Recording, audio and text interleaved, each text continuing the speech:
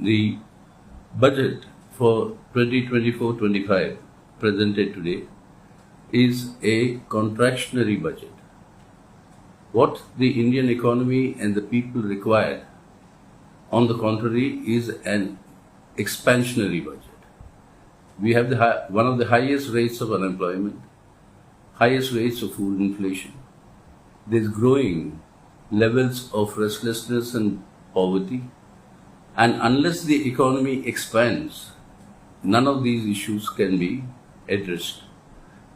At the same time, unless the economy expands, the domestic demand will not grow. And till domestic demand does not grow, employment opportunities cannot be generated. And new investments will not come because what is produced by these new investments cannot be purchased as there is no market inside the country. In this situation, this contractionary budget, which actually reduces government expenditure, the revenues last year were projected to have increased by 14.5%, while the expenditure is projected to grow by only 5.94%. This huge gap between your earnings and your expenditures is to meet the fiscal deficit, which is growing in order to appease the international finance capital and appease foreign institutional investors. Instead of using these revenues for the welfare of the people and expanding the demand in our economy, the government has tended towards a contractionary budget which will only compound our problems. The nominal growth rate that has been projected in the budget is 10.5%. This is deflated by what is called the core inflation of 3%. Now, this core inflation of 3% excludes the very high food and fuel inflation. The food inflation for the same month of this 3% core inflation is 9.4%. If that were to be added, the real growth rate would be much lower than what is being projected today. So there's data fudging also involved in this.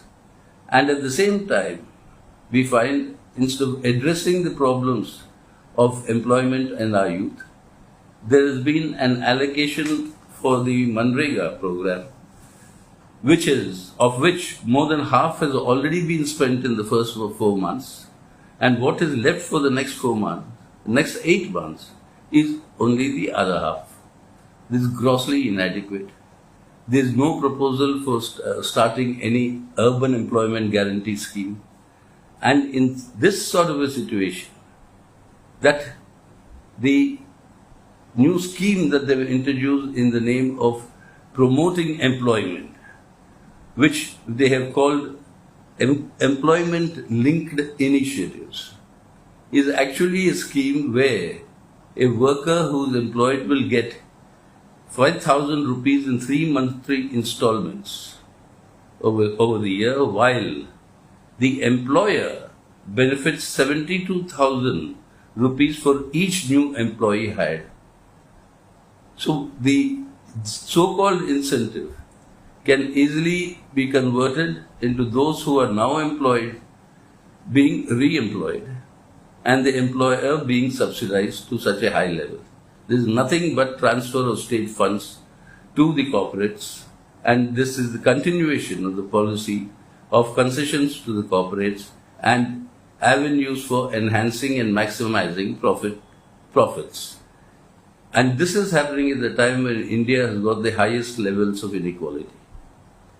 And with this high levels of inequality, and with these humongous amounts of profits made by the big corporates in our country, this was the time when a wealth tax could have been introduced, a super rich tax could have been introduced, an inheritance tax could have been introduced, and this would have resulted in revenues that could have been put to use for expanding public investments, for creating jobs and building our much needed infrastructure.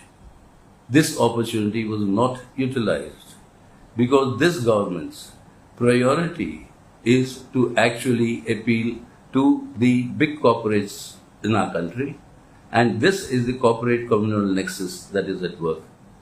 The net result of this entire thing is this budget fails to address either inflation, unemployment, inequalities, and at the same time, the slowing down of private investments in our country because the market is depressed, there is no demand in the economy, as the purchasing power in the hands of the people is declining. None of the crucial issues concerning both the economy and the people's livelihood are addressed. This is a matter of grave concern. So the CPIM is calling upon all its units to organize protests against the failure of the government to address the basic issues confronting the economy and the people.